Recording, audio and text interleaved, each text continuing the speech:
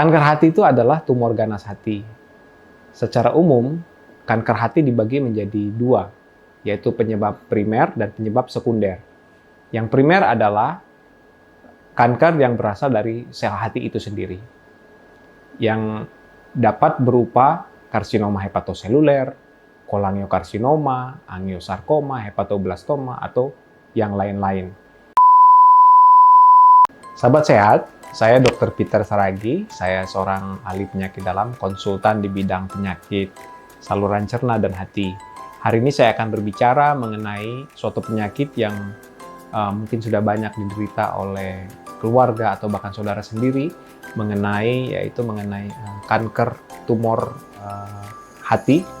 Dalam hal ini yang secara khusus yang paling sering dialami oleh masyarakat kita saat ini yaitu karsinoma hepatoseluler.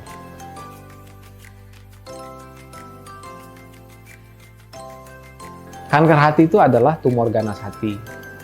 Secara umum, kanker hati dibagi menjadi dua, yaitu penyebab primer dan penyebab sekunder. Yang primer adalah kanker yang berasal dari sel hati itu sendiri, yang dapat berupa karsinoma hepatoseluler, kolangiokarsinoma, angiosarkoma, hepatoblastoma, atau yang lain-lain. Yang paling sering yang dialami oleh penderita kita, terutama di Indonesia, adalah hepatoseluler karsinoma yang akan kita bahas pada bahasan selanjutnya. Yang kedua, tumor hati sekunder, artinya adalah tumor itu bukan berasal dari tumor hati sendiri, akan tetapi dari penyebaran dari organ lain, seperti misalnya tumor pada usus besar.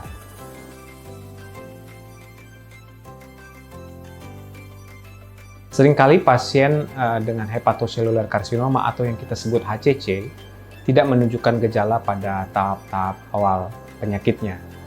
Akan tetapi kalau sudah mengalami tumor yang menjadi lebih besar, maka yang terjadi adalah biasanya penurunan berat badan, nyeri di perut, terutama di perut kanan atas, bisa juga nyeri di bahu, pasien menjadi kuning, bisa juga muncul gatal-gatal, perut menjadi lebih besar, bengkak, dan kaki menjadi bengkak, dan lain sebagainya.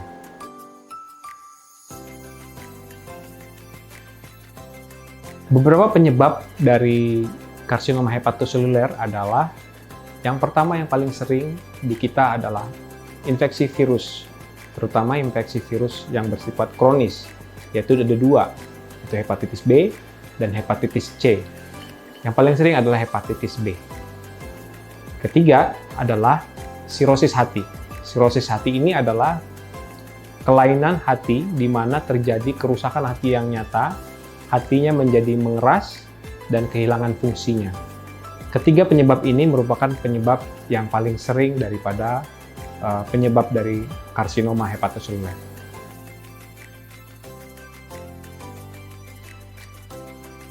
Lantas bagaimana kita mencegah hepatoseluler karsinoma ini? Yang pertama adalah kita harus mencegah infeksi itu terjangkit kepada kita, yaitu hepatitis B dan hepatitis C. Saat ini bayi-bayi yang lahir itu sudah diberikan vaksinasi hepatitis B sejak dari lahir. Jadi sehingga mencegah dari terjadinya terinfeksi hepatitis B. Lalu kedua, ya pasien-pasien dengan hepatitis yang menderita hepatitis B maupun C harus berobat ke dokter sehingga dapat penanganan yang lebih tepat. Yang ketiga, pasien-pasien tersebut yang memiliki faktor risiko, terutama pasien sirosis, hepatitis B, C, sebaiknya menjalani pemeriksaan USG yang berkala setiap 6 bulan sekali. Supaya apa? Supaya kalau tumornya tumbuh, itu kita dapat obati pada stadium-stadium yang lebih awal.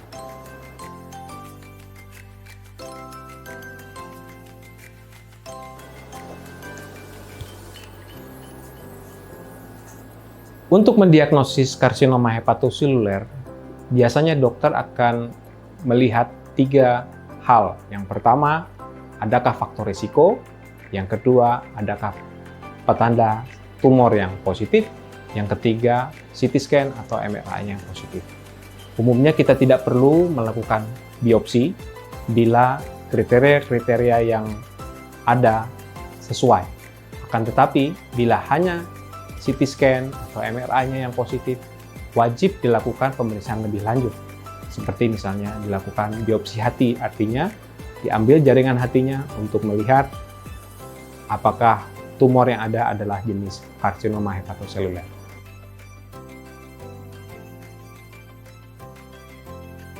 Dalam pengobatan karsinoma hepatoseluler, kriteria stadium yang kita pakai berbeda dengan tumor biasanya. Kita memakai kriteria BCLC, yaitu Barcelona Clinic Liver Cancer.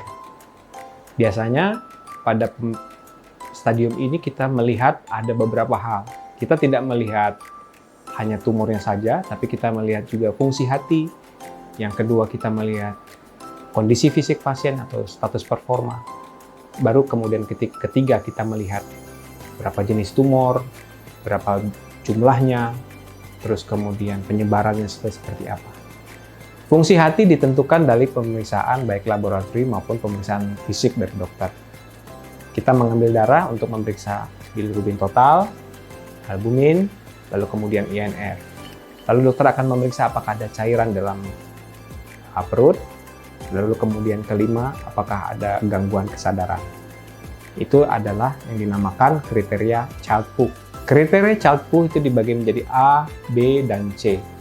C itu singkatnya adalah fungsi hati yang sudah buruk, B itu menengah, A itu adalah fungsi hati masih baik, yang kita namakan sirosis kompensata. Hal ini penting untuk pengobatan, karena pengobatan kanker hati ini akan melihat faktor-faktor fungsi hati tersebut. Di mana tumor hati yang fungsi hati yang sudah buruk, kita tentu saja tidak akan mengobati pasien ini dengan pengobatan yang menyebabkan pasien menjadi kondisinya lebih tidak baik. Selain fungsi hati, kita juga perlu menilai kondisi fisik dari pasien. Pasien yang kebanyakan tidur di tempat tidur dalam sepanjang waktu hidupnya, dia tidak bisa mengerjakan aktivitas fisiknya seperti biasa, seperti mandi, makan, semuanya harus dibantu orang, tentu saja kondisinya adalah kondisi yang lebih tidak baik. Jadi kita melihat bukan saja kadar fungsi hati, akan tetapi kondisi fisik secara keseluruhan dari pasien. Kalau kondisi fisiknya tidak baik, kita tidak akan melakukan tindakan-tindakan atau diberikan obat yang bersifat akan mengurangi kondisi pasien tersebut. Pasien-pasien yang tidak akan kita terapi adalah pasien-pasien dengan masuk dalam kriteria BCLCD, yaitu tadi pasien yang dengan fungsi hati yang buruk, yang kedua dengan status performa yang buruk. Pasien-pasien seperti ini ada kecenderungan untuk mengalami perburukan bila kita melakukan tindakan terapi yang ada sampai saat ini.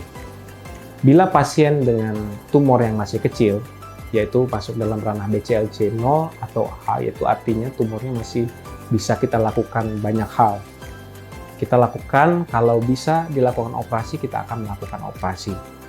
Kalau pasiennya tidak bisa dilakukan operasi dengan kondisi fisik yang mungkin usia, ada kondisi jantung dan lain-lain, kita bisa lakukan terapi ablasi. Ablasi ini artinya kita dalam tanda kutip membakar si tumor itu, sehingga si tumor yang ada itu akan menjadi hancur dan kemudian mengecil.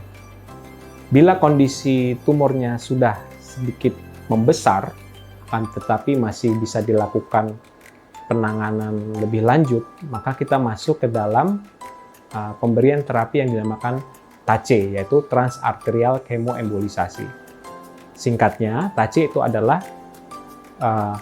kita memasukkan obat sampai masuk ke dalam pembuluh darah yang memperdarahi dari tumor tersebut. Dan tumor itu juga dilakukan penutupan aliran-aliran darah ke sana sehingga si tumornya mati.